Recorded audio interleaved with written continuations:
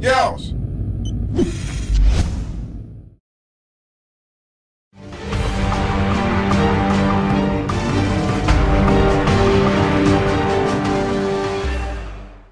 What is going on, guys? Ninja TK here, and today we're talking about bankshotting in Call of Duty Ghosts.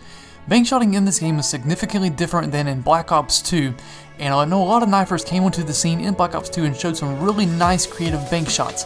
However, it is a totally different ballpark that you're playing in when you're playing on Call of Duty Ghosts and trying to bank shot the throwing knife. So, assuming that you can stay alive long enough to get a bank shot off in this game, there are a couple different things that you need to know. Unlike in Black Ops 2, where you can bank off about 95% of items, in Call of Duty Ghosts there are a couple main things that you need to stick to. Those are concrete walls and metal walls.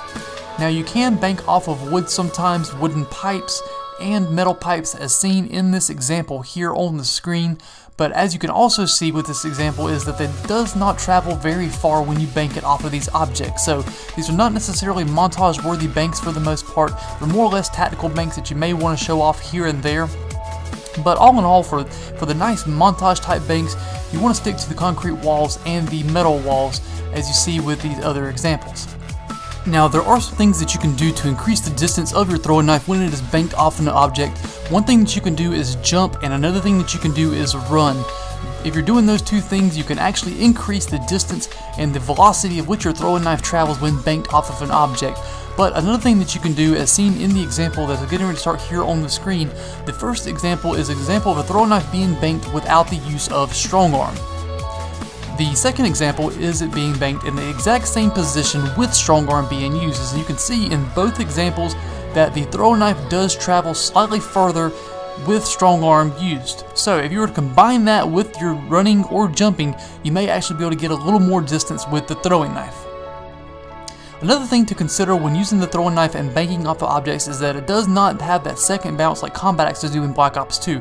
Once it hits the ground, it is typically stuck, and the angles are definitely different as well. So with that being said, you definitely have to display more accuracy with banking the throwing knife as compared to using the combat knife in Black Ops 2. Now, one last thing that I want to tell you guys is that banking the throwing knife in Call of Duty Ghosts definitely has sharper angles than Black Ops 2, and what that means is that the angles are a lot tighter as far as the distance and the way that the throwing knife actually banks off of objects. I've always compared it to an upside down V, where one end of the V is where the person is throwing the knife, the base of the V is the object that is being banked off of, and the other end of the V is your target. So you want to kind of visualize that V when you're trying to line up your angles, and it definitely always helps to practice with your friends to try to learn the angles banking yourself. So I hope you guys found this video helpful. Let me know what you guys think, and if you want to see more examples. Thanks for watching, guys, and happy banking. Peace.